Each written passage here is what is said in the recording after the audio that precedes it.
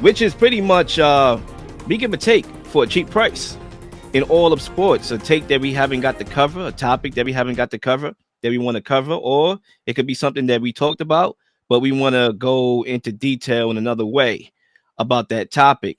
And yeah, I guess Ant. Matter of fact, let's show Ant how we do it. So, want Cuz me to kick I'm off? gonna give the mic to you. Want me to kick off? Go ahead. Yes. All right. So my take for 99 cent. Clearly, it's not 1999 anymore. But how did the NFL corner the market on fanmanship, and why the NBA fanmanship don't seem as loyal? And I was breaking this down to myself, and I said, you know what?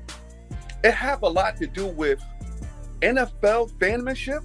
It's fanmanship of the team, and NBA fanmanship is fanmanship of the individual. So there's no loyalty in the fanmanship. The minute Luka leaves the LA, a lot of people are going to follow and go to LA. The minute LeBron went from Cleveland to Miami, a lot of people goes to Miami. See? But within the NFL, I don't care who gets traded off the Eagles or who comes to the Eagles. It's the Eagles. And that's the difference of fanmanship. And I think the NFL has utilized their team as fanmanship instead of the individual as fanmanship. And that's the reason why today the NFL remains king from a ratings perspective as the greatest team or the greatest sport in American history. And that would be the NFL from a fanmanship perspective. And that's my take for 99 cents. Michael Jordan messed that up. Yeah, but he ain't here no more. But I remember what I'm saying, but he messed it up because he started the trend. Because remember, like Michael Jordan was the guy where, because before Michael Jordan came into the league, it was like that in the NBA as well, where for the most part people were loyal to their teams. But because Michael Jordan was so spectacular, you had people from all over the country that started liking Michael Jordan. That's and a fact. Then it just started trickling down because I see your point. I didn't know where you was going with it. That's a fact. Yeah, because meaning like he took away from other fan bases. Yeah, because remember before him, it would, when it was Magic and Bird, yep, right, the league was great, but nobody was really jumping out the gym like MJ. Right, that's fair. Doing that and they expanded, and then you see now like we have the prototypes of Michael Jordan, where damn near the league, everybody in the league is jumping out the gym now. So now it's like, yeah, you'll become more of a fan of the player, and unless you're older, or your team was currently winning. Then it's easy. Like, nah, I rock with this guy. I like Kobe. I like LeBron. I like Wade. I like That's how. Because when you said that, I'm like, yo, Jordan didn't leave his team, but he stole from other fan bases. That's a fact. No, I agree, especially that last sentence, because I noticed it watching the game and my friends that watch the game as well. The younger generation in the NBA tend to be player, loyal, right? Loyal to the player instead of the team. Like I had people born in New York and they a Knicks fan in the summertime, and then in the wintertime they LeBron James fans. Okay, like that's how they operate, know. And so to my guy Kenny, he's watching the show. We actually talked about this topic. Ironically, my guy Kenny is a part-time Knicks fan. Okay, like part-time, literally. Okay, matter of fact, maybe a temporary Knicks fan. I don't know what be going on with my guy Kenny had. 1 minute he a Brunson fan, whatever. But the older generation, guys like Spike Lee, is loyal to the Knicks because he's been a Knicks fan since the beginning of time. So I agree. I think that's a very interesting take. That's a very good take, actually, and a very interesting. When I first came on the show, I said I'm only under contract with the Lakers until LeBron leaves. That's a fact. You definitely said that. There you go. Right? The fact you definitely said that. But yeah, I'm gonna go with my take, and then I'm gonna leave Ant to go last. My take for 99, and it's funny because it's gonna put a microscopic lens on a lot of the stuff that we kicked off the show about. The OKC Thunder is the aberration to a league that's not serious. Okay, let me be clear here and let's dive into it. The NBA is not a serious league, and we knew this for a couple years now. Load management, super team building, the amount of threes taken per game, the tanking rankings because of it, and more importantly, the Luka Doncic trade to the Lakers on a random Saturday night for a bag of chips, for a bag of Doritos, proved that the NBA is not a serious league whatsoever. Most NBA franchises don't know how to put a damn roster together.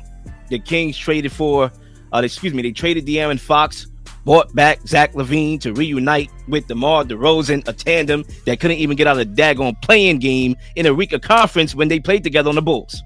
Did some bull, you know what? No pun intended. Yes, pun intended. But the Thunder have been the aberration, facing a long rebuilding roster route over the years, accumulating picks and not getting fleeced by other teams. The Mavericks got a first-round pick, one for arguably the best player in the world, and the OKC Thunder got 7. Okay, 2 of them were pick swaps for Paul George. Okay, and a couple of players, one that goes by the name of SGA. Okay, and now you look at the league over the time. Everybody's prioritizing talent, but OKC was prioritizing picks. They was zigging while the league was zagging, and now they developed those picks that they drafted as players into a team and a roster that has a chance today to win an NBA championship. So in a league that's not serious at all, I salute the OKC Thunder for being the aberration. That's a good take. But I'm going to say this, cousin. I think you're right on. But an SGA, he's a problem. He's a beast. But they got to cap this off for the championship. That's the only thing I'm going to say about that. That OKC is going to cap this off for the championship. If they don't, and you get one of those teams that builds in one of these super teams, they win a championship, then everything you said, what? They got to cap it off. I mean, listen, Golden State was able to do it. Clear.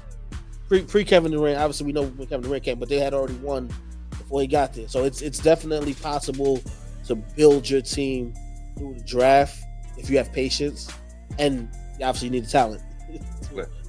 So it's possible. No, it's possible, but I appreciate the Thunder more because they lost those great plays that you just referenced, Kevin Durant. I remember when they lost Kevin Durant, and they lost prime Russell Westbrook when he left that team. So they had to go from that to that to facing. A lot of teams don't want to face the inevitable, which is the rebuild, and they did, and they didn't get fleeced. A lot of this take that I created is much about what we saw that happened over the weekend and how the Mavs only got one first rounder for the best player in the world. They made sure, because it's easy to say, well, you had the assets. Of course, you're going to draft good players. You was always picking. No, it's not only about that. It's about the trades that go down and making sure you get what you need. Yeah, they themselves though. They did that to themselves. They called the Lakers and said, "Listen, we got this player. He fell off the back of the truck. You can get him for about $800 and some Scooby snacks." And I still don't understand that. But either way, they should have got another first rounder.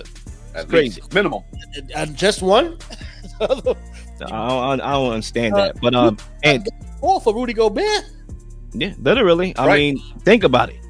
Think about it like that. I mean, Donovan Mitchell went for what, like 4, if I'm not mistaken.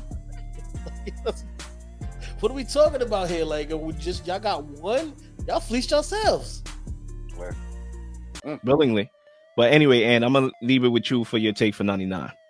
I'm just gonna reiterate on something I said earlier. I'm just happy to see another quarterback where both teams are led by 2 African American quarterbacks. Even going back to the championship round, 3 out of the 4 quarterbacks, African American quarterbacks. I love seeing that, and I can't stress that enough because that was a position that was said that we could not play. And if you look right now, who's dominating the quarterback position, nothing else needs to be said. Yeah, I'll respond to that again with I don't think Mahomes qualified for that assumption, whether or not it's on his birth certificate or not. But I would say this, salute to my guy Jalen Hurts, a guy that's very disrespected individually, very disrespected, and I was part of that, man, and I had to come around. I came around the last show. I'm like, listen, hold up, they winning though, and he's here again in twice in 3 years though. Okay, let's respect winning a little bit more than we are doing, and that's why I came around on him. But obviously got to get the job done against Mahomes. And Jaden Daniels had a great year individually. I've never seen a season from a rookie like that before. He happens to be African American, and he happens to be a pretty daggone good football player, as we saw this year. Absolutely. And obviously paying homage to Doug Williams, who was the first black quarterback to win the big game, obviously. So let's salute history here. But yeah, I think this league is taken over not only by African Americans, but by quarterbacks who are mobile, and that comes with African Americans. Josh Allen is obviously Caucasian. The league is going where the black person created that style. The black. Yeah. Let's go back to the originator. Just like hip hop was created by black people. Okay, let's go back to the originator. We created that, and now you got the Eminems, you know, and the Josh Allens, and you know, all the mobile, you know, Caucasian quarterbacks that contribute to this game as well. Yeah, listen, I'm glad you brought up Doug Williams, but you also got to bring up Warren Moon and Randall Cunningham. Those are some black quarterbacks that was definitely had that on them. Warren Moon had to go play in Canada for the first 5 years of his career because they said he wasn't good enough to play in the NFL. And if no disrespect, if Warren Moon had played those first 5 years in the NFL, the record books will be looking totally different. That's how great and good he was. Yep. Randall Cunningham, the style of play. No offensive coordinator wanted to design an offense to fit his style of play. If Randall Cunningham was playing in today's NFL and they put an offense around him, he would have been a superstar. Trust me, he was 6'3", super fast with a strong arm, but they didn't want to utilize that style of play. So it was a lot of black quarterbacks, African-American quarterbacks that came along, and I'm glad we here now where we trying to push that narrative as this is the style of play, and this style of play wins. Yeah. I agree. That wraps up another episode of 99 Pod on this Tuesday afternoon. Ant, before we leave, if you want to plug yourself in, by all means. Oh man, just make sure y'all checking out Real Fans, Real Talk, Verizon 43 in New York City, Thursday nights from 8 to 9 p.m. You can also just watch from anywhere in the world if you go to the website realfansrealtalk.com. And yeah, man, just follow us, man. And big shout out to my family at 99 Pod, man. Love you guys, man. Appreciate you coming on, and I'm looking forward to the next time we collaborate. And Cuzzo, good luck with your Eagles in the big game. You know, hopefully they, you know, I guess we're gonna do it, Cuzzo. Don't worry, baby. Ain't you no know, America's sake. You know, not mine. I'm not biased like that. You know, but America definitely wants the Eagles to win. I would assume they're tired of the professional bigotry going on, and they want to see a new team win. So, good luck to your Eagles. And people, make sure you like and subscribe, and we'll see you on the other side. Peace out.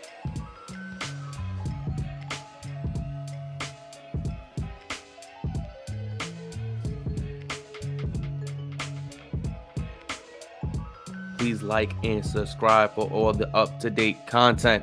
You've been slinging shows left and right, slinging content left and right. Please don't miss anything. If you do, like, subscribe, leave a comment, or leave a question, something you may want to answer, something you may have.